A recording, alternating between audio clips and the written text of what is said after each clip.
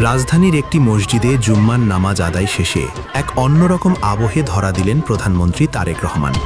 কোনো ধরনের আড়ম্বর বা কঠোর নিরাপত্তা বেষ্টনী ছাড়াই সাধারণ মানুষের সঙ্গে মিশে যান তিনি।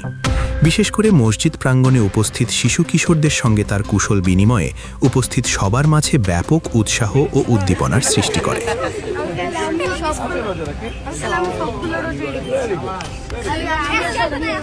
নামাজ শেষে প্রধানমন্ত্রী মসজিদ থেকে বের হওয়ার সময় স্থানীয় শিশু কিশোর এবং অভিভাবকদের সঙ্গে বেশ কিছুটা সময় কাটান।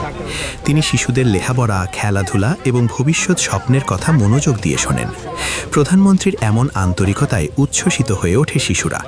উপস্থিত অভিভাবকরা জানান, রাষ্ট্রপ্রধানের এই সহজ সরল ভঙ্গি শিশুদের আত্মবিশ্বাস যোগাতে বড় ভূমিকা রাখবে। প্রত্যক্ষদর্শীদের ভাষ্যমতে জুম্মার নামাজের এই আয়োজনে প্রধানমন্ত্রীর চলাফেরায় কোনো বাড়তি জাঁকজমক বা কঠোর নিরাপত্তার বলই চোখে পড়েনি। সীমিত প্রোটোকলের মধ্যেই তিনি সাধারণ মানুষের কাতারে এসে দাঁড়ান।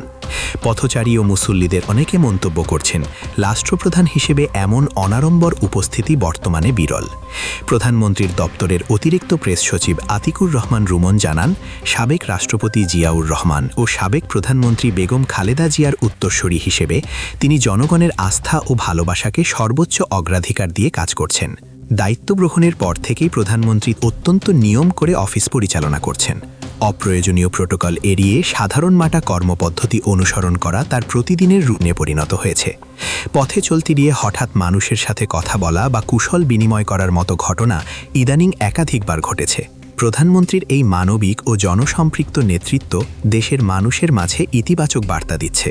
সরাসরি যোগাযোগের এই ধারা রাজনৈতিক আস্থাকে যেমন শক্তিশালী করছে, তেমনি নেতৃত্বের এক মানবিক রূপ জনগণের সামনে ফুটিয়ে তুলছে।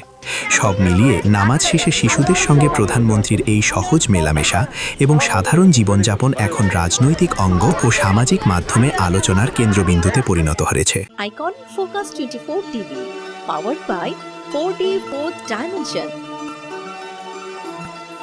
আমাদের চ্যানেলটি সাবস্ক্রাইব করে আমাদের সাথে থাকুন।